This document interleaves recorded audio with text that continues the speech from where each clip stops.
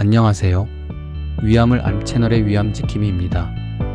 위암 수술 후 삶의 질 변화를 알아보고 어떻게 하면 저하된 삶의 질을 개선할 수 있을지 알아보겠습니다. 먼저 삶의 질 변화를 측정하는 도구는 여러 가지가 있지만 대표적으로 많이 사용하는 것은 환자 주도형 설문지 작성 방법입니다. 설문지를 읽고 환자가 어떤 항목에 대해서 어느 정도 불편한지 체크하면 그에 따라 이 환자는 어떤 항목에서 삶의 질이 저하되어 있는지를 판단할 수 있습니다.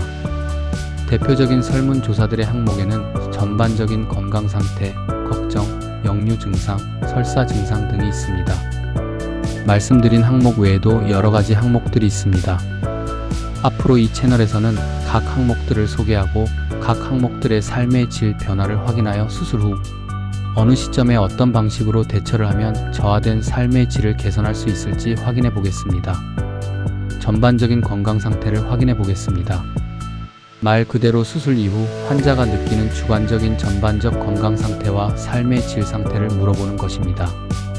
설문 답변은 설문지에 따라 다를 수 있지만 매우 만족, 약간 불만족, 매우 불만족 등으로 나뉘게 됩니다. 대부분 환자들의 전반적인 건강 상태를 설문조사를 통해 확인해보면 시간이 지남에 따라 변화하는 양상을 보이게 됩니다. 수술 직후부터 수술 후 3개월 내 전반적인 건강 상태 그리고 삶의 질이 가장 저하된다고 합니다. 특히 수술 3개월에 가장 심하고 그 이후에는 서서히 전반적인 건강 상태가 좋아진다고 합니다. 그 이유는 위암 수술 직후부터 많은 변화가 일어나기 때문입니다.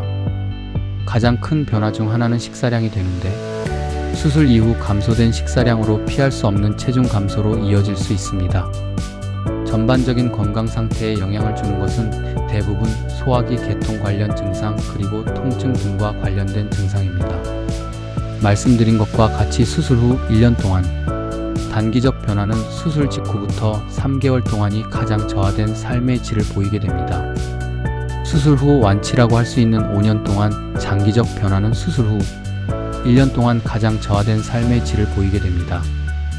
따라서 전반적인 건강 상태 그리고 전반적 삶의 질은 수술 후 1년이라는 기간 동안 심각한 저하를 보이면서 시간이 지날수록 서서히 개선되는 양상을 보이게 됩니다. 앞에서 이야기 드린 것처럼 수술 후 1년이라는 기간이 환자들에게 있어서 가장 중요한 시기이면서 가장 힘든 시기일 수 있습니다.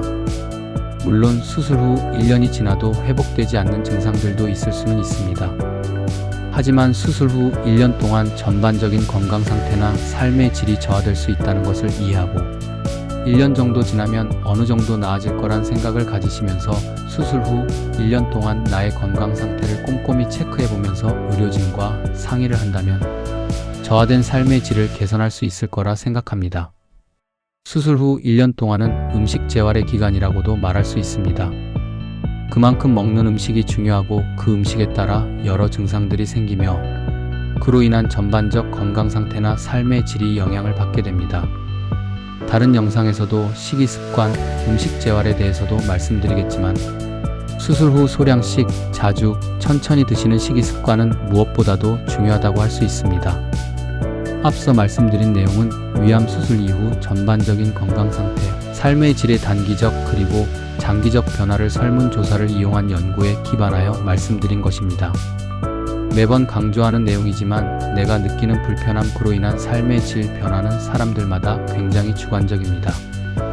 혹시라도 느끼는 불안감 또는 불편감이 수술 후에 발생한다면 언제든 의료진과 상담을 통해 해결하는 것이 가장 좋은 방법일 것입니다.